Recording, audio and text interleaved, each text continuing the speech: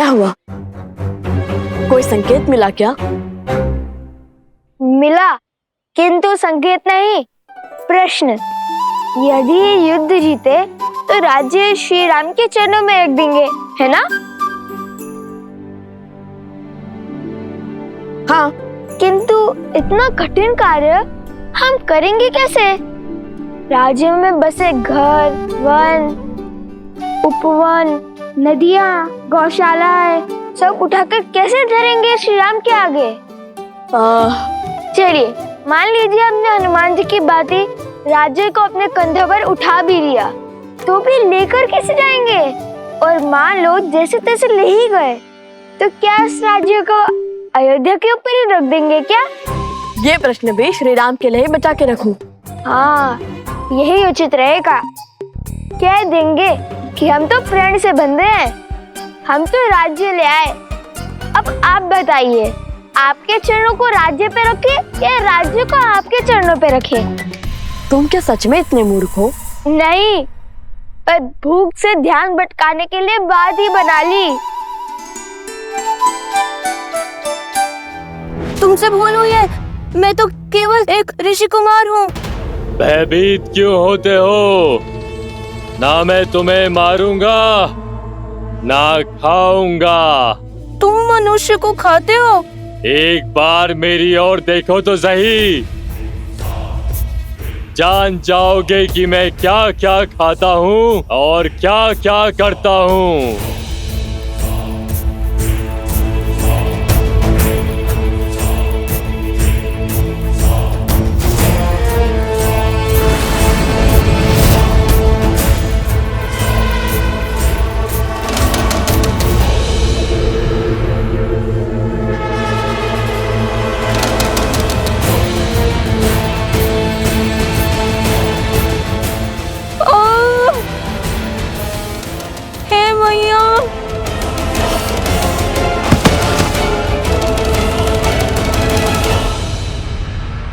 महाराज, सहस्त्रमुख रावण को सूचित किया। आने दो उन्हें और देखने दो रक्त केतु की शक्ति। जो कार्य तुम्हारा मूर्ख मकरासुर नहीं कर पाया, वो मैं करूंगा। लवकुश को अब तक इसके कुंडल मिल गए होंगे। शीघ्र वो यहाँ आएंगे और इस मायावी गुफा में लुप्त हो जाएंगे।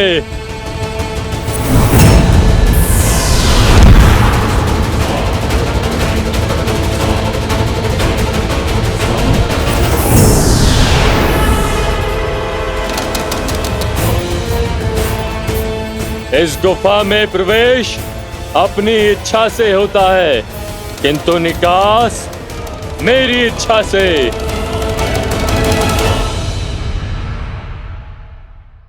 लो भैया, लो।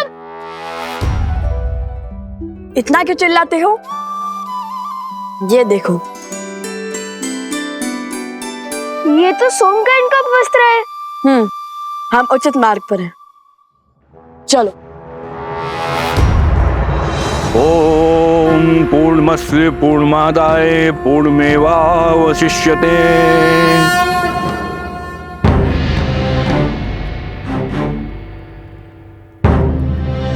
मेरे साथ बोलिए। आदरणीय पूर्वजों, आदरणीय पूर्वजों, पंचद्रव्य की ये अंतिम आहुति स्वीकार कीजिए। पंचद्रव्य की अंतिम आहुति स्वीकार करें। हम इसे सच्चे मन और सम्मान के साथ आपको अर्पित करते हैं। मैं इसे सच्चे मन और सम्मान के साथ आपको अर्पित करता हूँ। इसे ग्रहण करें। इसे ग्रहण करें। पितृ इस दुविधा में कैसे सहायक होंगे?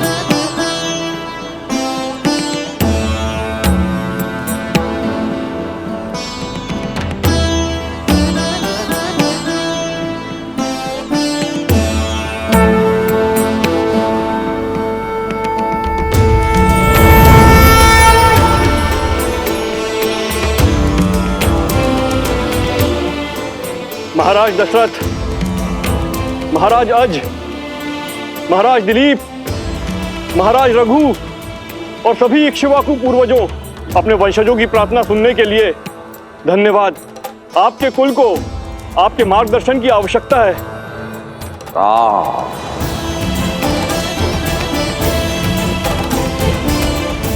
मेरे पुत्र,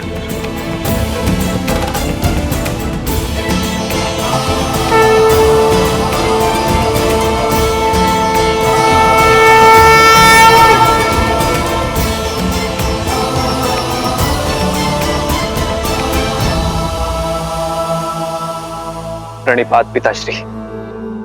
आयुष्मान भव पुत्रो। आप सबको भी मेरा प्रणिपात। हम तुम्हारी दुविधा से अवगत हैं और भरत तुम्हारी दुविधा से भी। जो हाल मैं सोच रहा हूं पिताजी, उसकी पुष्टि कीजिए, आप परामर्श दीजिए।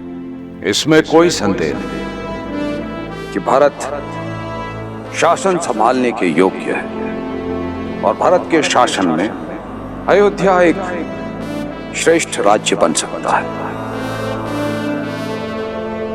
किंतु इस समय आर्यवर्त को उसकी आवश्यकता है जिसने अयोध्या की सीमा के पार जाकर सुदूर दक्षिण तक धर्म और मर्यादा का प्रसार किया है, जिसने वानर जाति को प्रशिक्षित कर इस योग्य बनाया कि वो अधर्मी असुरों को पराजित कर सके। आज अयोध्या को आवश्यकता है धर्म की स्थापना करने वाले राम की। राज्य को प्रगति देना और अपने पूर्वजों को गति देना तुम्हारा कर्तव्य है राम। यदि राम और उसके पुत्र अयोध्या के सिंहासन पर नहीं बैठेंगे तो रघुकुल का सम्मान और हमारा मान तुम्हें हो जाएगा। श्री राम श्री राम श्री राम श्री राम। हम तुम्हारे सभी पूर्वज गति नहीं पा पाएंगे पुत्र राम। हमने तो तुम्हें उचित मार्ग दिखा दिया, अब उस पर चलना ना चलना तुम्हारा चयन है। मंगल भवन मंगल हारी, द्रवहु सुदर्शन आयुष्मान भव पुत्रो। वज्र विहारी। धर्म की जय हो, सूर्य वंश की जय हो।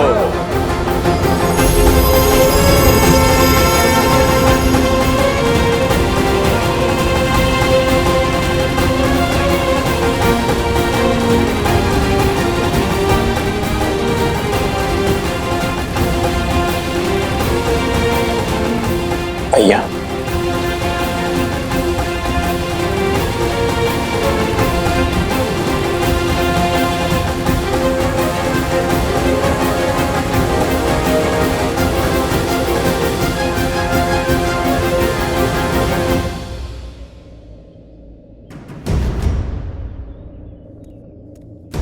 यहाँ तक तो ले आया सोम, फिर आगे क्या फेंका होगा? धोती और फिर कॉफिन। क्या कह रहे हो? बाद में अगर धोती मिली तो उसे लौटा देंगे। कुश, चलो।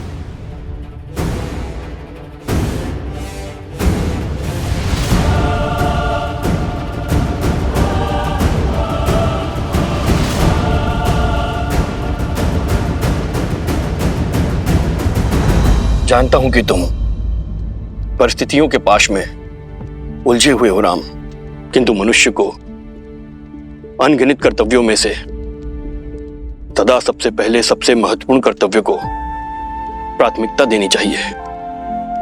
जो सबसे आवश्यक है वो दायित्व निभाना चाहिए। ये पितृयज्ञ करवाकर भरत ने मुझे अपना कर्तव्य स्मरण करवा दिया आचार्य। मनुष्य का हर कर्तव्य पुत्र शब्द में छुपा है। जो पुत्र अपने पूर्वजों को पू नाम के भयावह नर्क से ना उभारे, उस पुत्र का जीवन अधूरा है।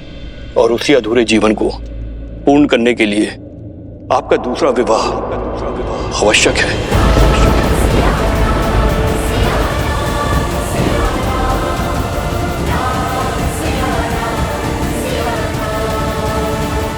यदि आपने अयोध्या के सिंहासन का त्याग किया तो प्रजा और पूर्वज दोनों के हृदय को दुख पहुंचेगा।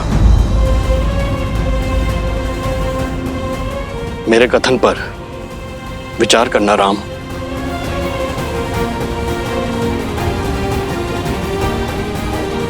जी आचार्य। कल्याण।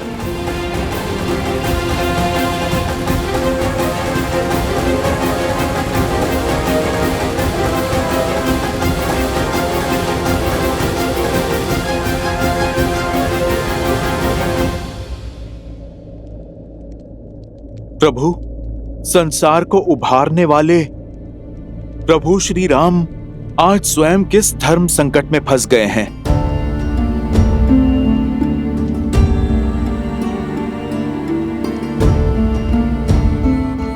ये समय तो आना ही था हनुमान। वास्तविक धर्म युद्ध लंका में नहीं, अयोध्या में है। मैंने अपना कर्तव्य निभाने के लिए सीता का त्याग तो कर दिया, अपने हृदय से सीता को दूर कभी नहीं कर पाया। कारण चाहे जो भी हो, यदि आज मैंने दूसरा विवाह किया तो ये समस्त समाज इसे अनुचित उदाहरण मान स्त्री के विरुद्ध अन्याय करता रहेगा। यदि धर्म की मूरत सीता को अन्याय मिला तो ये समूची स्त्री जाति कभी न्याय नहीं पा सकेगी हनुमान। प्रभु, तब तो सीता मैया को लौटने का अवसर मिलना चाहिए। इतने वर्षों आप दोनों ने जो तप किया, अब उसका फल आपको मिलना चाहिए प्रभु। सोमकरण अवश्य ही भीतर बंदी होगा।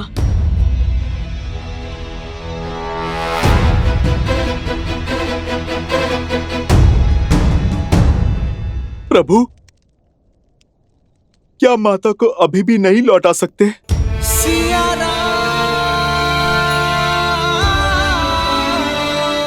अभी भी असुर और असुरी सोच जीवित है हनुमान। अधर्म को जड़ से निकालने में अब भी समय है। हमारी छोटी सी भूल लोक अपवाद की चिंगारी को भड़का सकती है।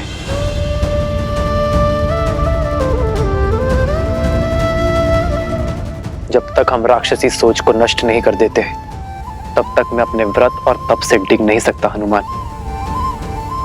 और तब तक मेरी सीता और संतान अयोध्या नहीं लौट सकते।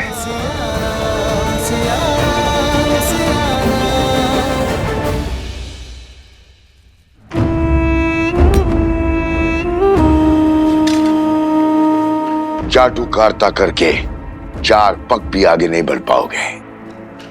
उठो और क्रोधित मत करो मुझे। सिंह समझकर बकरी उठा लाए हो मूर्ख। भूल तो हुई है, फिर सोचा ले आए ही हैं तो उन तक पहुंचने की सीढ़ी ही बना लेंगे। अद्भुत। अब तनिक मकरासुर की योजना स्मरण कराना मुझे। मौन क्यों हो? बोलो। सीता को बंदी बनाकर लव और कुश को अपने पास बुलाएंगे। यही तो समस्या है असुरों की।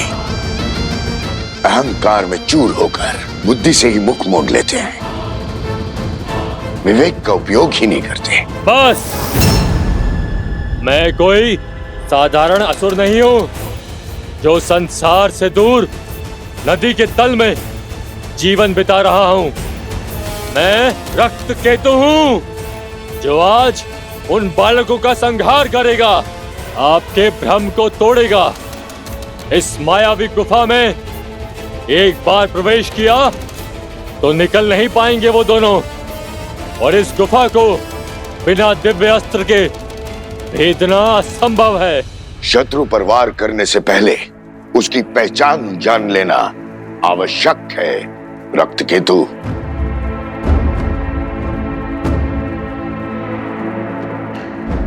उठने का समय आ गया बालक, उठ जाओ।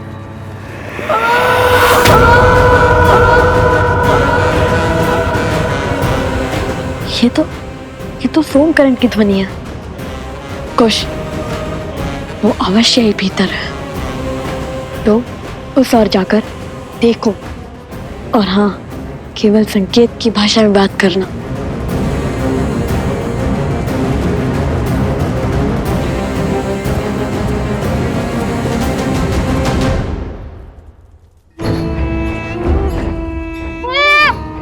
जीवित रहने की इच्छा है तो सुनो, तुम्हारे वो दो मित्र हैं, लव और कुश। तुम जानते हो वो दोनों कौन हैं? वो वन देवी के पुत्र। और ये वन देवी कौन है? लव कुश की माता। केवल लव कुश की माता नहीं, मूर्ख बालक, श्री राम की अर्धांगिनी, अयोध्या की महारानी है वो। सीता है वो, सीता।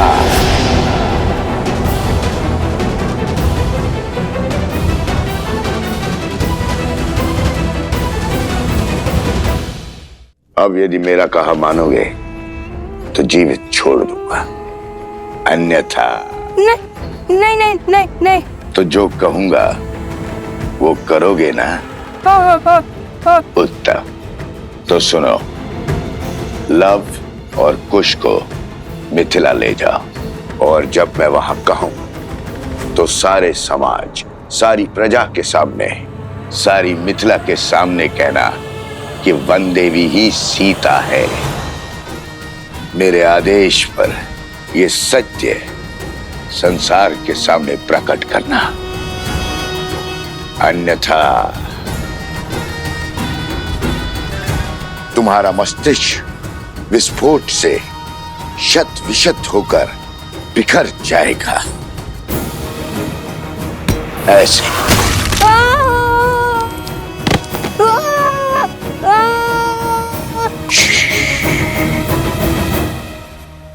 चिल्लाओ मत। सोमकर, जा, तुम मुक्त हुए। जैसा कहा वैसा ही करना। जाओ।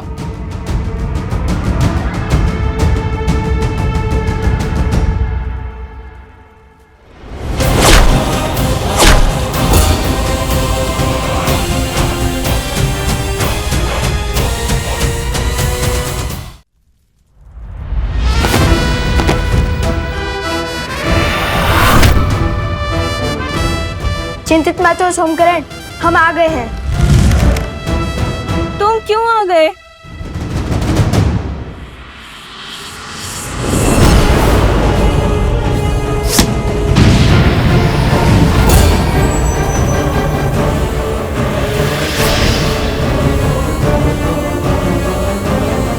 मेरी गुफा को भेद दिया, ये कैसे संभव है? जो धर्म के मार्ग पर चलते हैं, धर्म स्वयं उनकी सहायता करता है। तुम्हारे इस मायावी गुफा को भेदने के लिए महाराज जनक सहायता दे चुके हैं, और ये उनके दिव्य तुनीर से निकला हुआ दिव्यास्त्र है।